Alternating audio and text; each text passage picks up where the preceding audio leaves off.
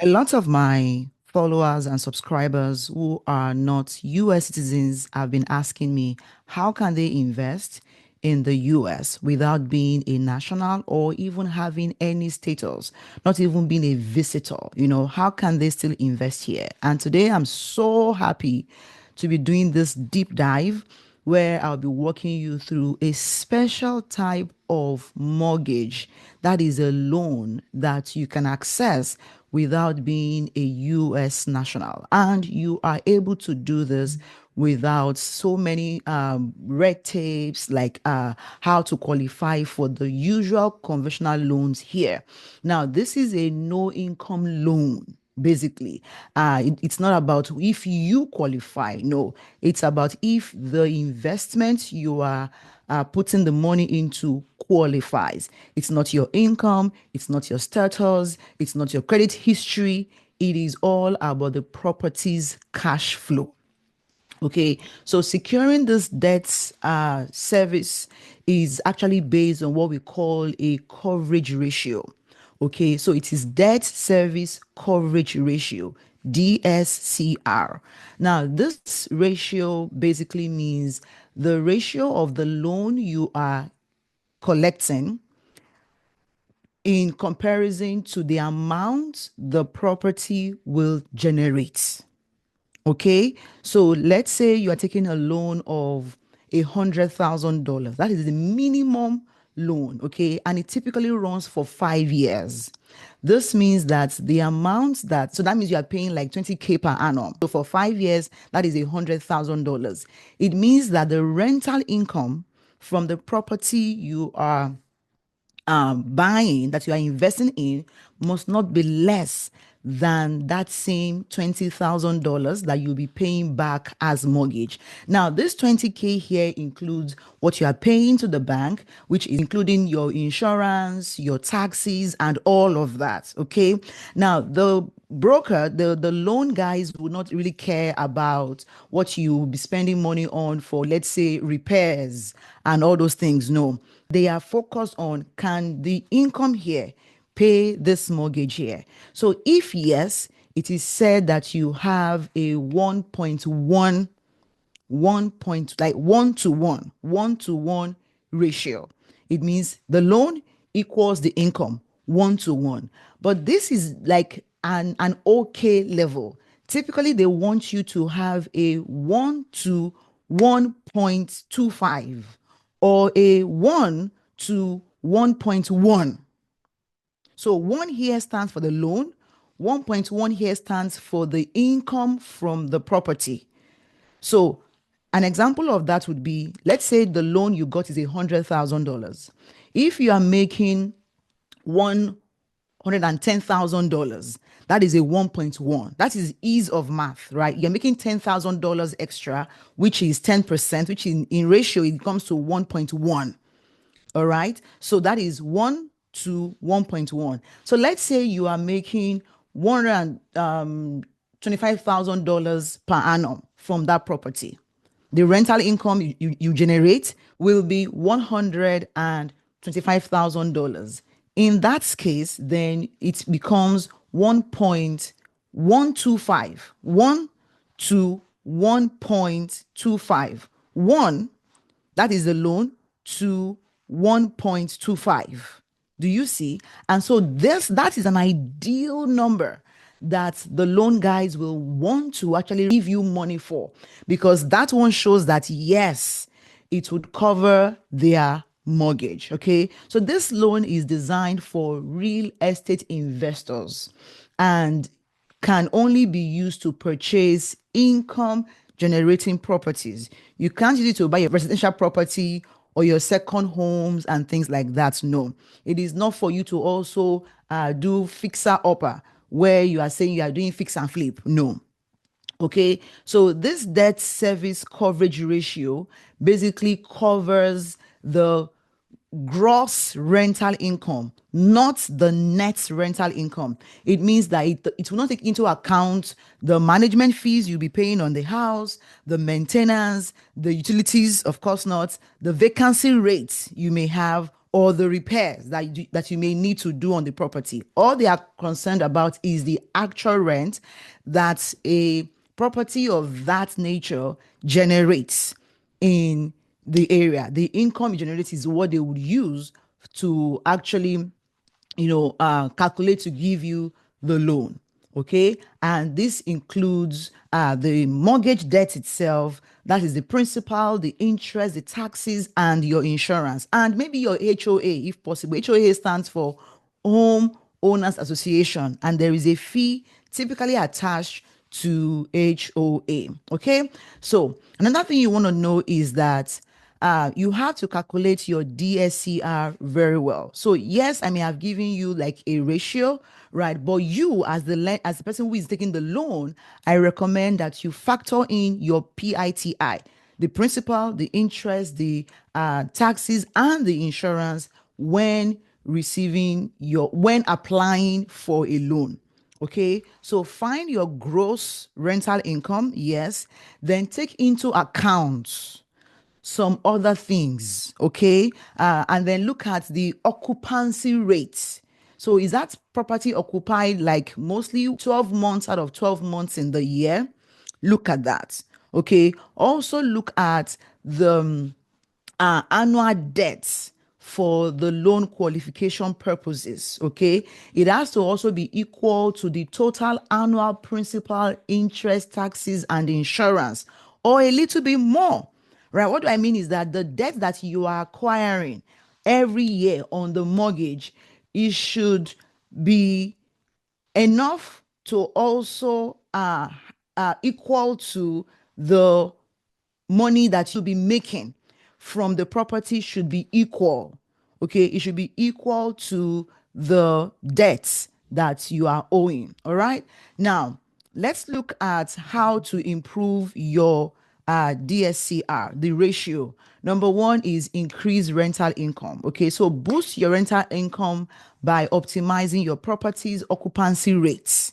Okay, increase your rental rate with the market trends. You can also offer additional services or amenities to attract more tenants, because you really want to minimize the vacancy by implementing marketing strategies, maintaining the property in good condition to attract and retain your tenants. Then always address your tenants' concerns very quickly, because hey, if you're not doing that, they may start owing you rent, and that means you'll be defaulting on your mortgage. Then you may also want to increase your property value by doing some upgrades, some renovations. Remember that the house is yours primarily, unlike a tenant who is just paying to use. Okay, it is still yours. You have equity over time, so you want to increase the property value by by renovations and upgrades. This makes it attractive to tenants, and then it will also help you increase your rental income by reducing the vacancies. Also, carefully manage your expenses. Okay, you may want to hire a manager, somebody to help you manage things, negotiate with vendors, contracts, and things like that, and to help you reduce your operating costs. Okay, another thing you want to know is that this loan is a is a typically non-conventional loan. Like it is not a conventional loan, right? So it's not based on you. That means you would also have to register an LLC, a company. It's the company that will take the loan, from the mortgage brokers, right? So this loan is pretty easy. I want to recommend that you speak to your broker, the mortgage broker, and see if you qualify or what you need to do to qualify. So the properties that you can use the loan for would include single family homes, or single family residency, or multi-family properties, and all of that. So there are some pros and cons that I want to go over here, and then we'll wrap up this. Okay, before that, typically the ratio, the interest that they charge you is maybe like 7 point something percent So I think you can have more than 5 years. Okay, you can have more than 5 years for DSCR. But typically it's, like there's something we call ARM, there's something we call fixed. Okay, so ARM, or the fees are a bit lower because they believe you pay it quickly. Unlike if you are doing maybe 30 years or 40 years, the things can be slightly well, it to seem it is lower, but because you are paying it over a long period of time, essentially it's not lower. It's what you will pay would be higher. Okay, I know the interest rates would be lower actually, but the APR may be a little high. Hey, speak to your mortgage broker. Please remember that this is not a legal advice, it is not a financial advice, it's just me sharing information for educational purposes. Okay, please take note of that. Do not say Temi said. Please do your research and go with the best advice from the professional you have hired. It's the people you have hired that you are in a fiduciary relationship with them, and they owe you utmost transparency and to represent your interests. Okay, I'm just here sharing knowledge based on what I know, what I've read, what I've heard, based on my experience and the experience of people around me. It is not a legal advice. Okay. So let me go to the pros and cons and then we'll wrap it up there. Okay. Now, for the pros of the con of the pros of the cons. For the pros is that it is accessible. It is a lot easier to access to you as a foreign national. Again, the second thing is that the approval process is streamlined. There are not too many things that you need to put together, unlike a conventional loan. Just the property speaks for itself. That's it. Then you can have what we call unlimited cash outs, okay, which means you can continue taking out money when needed to cover some expenses like repairs. But hey, speak to your mortgage lender. Then no limit to the number of properties. You can have five, you can have two, you can have a million, right? As long as those investments are a good, will yield good returns, then the brokers will always want to loan you the money. Then again, all types of rentals are eligible. Really, single family homes, multi-family homes, rural properties with maybe like acres and all of that, they are all permitted. Then the borrower is an LLC. It is not you per se. So you're kind of protected from personal liability. Okay. Then we also have flexible qualifying requirements. Okay, the loan is not subject to strict requirements like we have in conventional loans, right? So so having a low credit score or having no credit score is not really a big deal. The cons now is that usually you have large down payments. So for a conventional loan, you can drop as little as 3%. But for this kind of loan, you are dropping like 20% to 40% sometimes that you would have to put down as down payment. Again, there is a higher interest rate. So typically they have higher interest rates than the normal conventional loan. And the higher your loan amount, the more the fees too will also cost you. Then there's limited financing.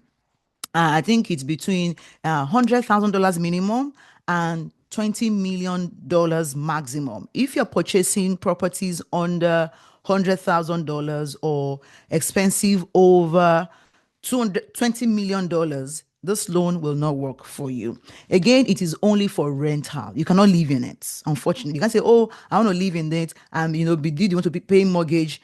That is not what it's meant for. Okay, and you can also flip it, right? You're like, you can say, "Oh, I'll just use it and then flip the house," and no. The rental income is important. Then vacancies can be detrimental to your goals because vacancies means no income. And so at that level, you will be required to pull money from your pocket to make the investments. I mean, to make payments for the mortgage, and that may be a bit of a stretch for you. But hey, you're an investor, right? You can have money tucked away here and there just for cases like that, right?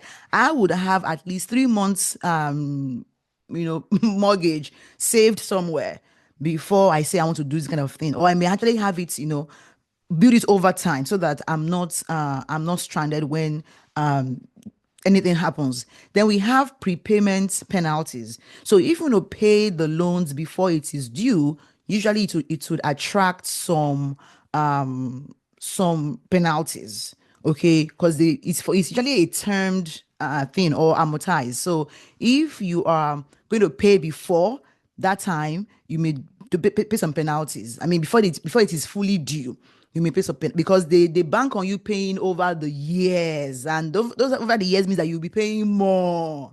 Okay, so but hey, check with your loan person, because I mean it could be different or it could be negotiated. Then again, you can't use it for fixer uppers. Like you can't say, oh, you want to repair it, renovate it, or construct a new. No, no, no, no, no. It has to be move-in ready for tenants. Okay, it has to be move-in ready. All right.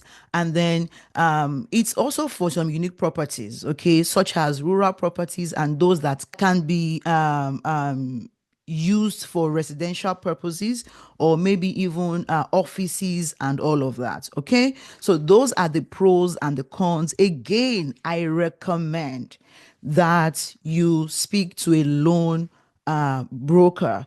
I'm just sharing this with you so that you can know what is possible, right? It is not impossible for you to have investment in the US as a foreign national. It is not impossible. And things can be going on well for you while you are here. Okay. Sorry, while you are not here. And then when you come to visit, just see your property, have a manager, somebody who is, and then we have management companies. It is their job. It's not an individual doing it for you. They earn a percentage from it and the rest goes to you. It is totally worth it. Okay. Now, if you need help in any area, you want to ask me questions or work with my mortgage broker, please use the link below this video to book a call with me. Let me know what you need help with, and I will be happy to then have you sign an agreement with me as your realtor or as your consultant, and then I can begin to owe you some fiduciary commitments. Okay, so that's it for this lesson. I trust you've gained a thing or two here. Please like this video, leave a comment if you have other ideas on how foreign nationals can invest in US real estate. I would love to hear from you, and I would love to do my research and also bring the report to our subscribers here. So leave a comment, like this video, and of course, subscribe to my channel and share this video with a friend who may just need to know more about this kind of opportunity. Thank you for watching. I'll talk to you soon. Bye.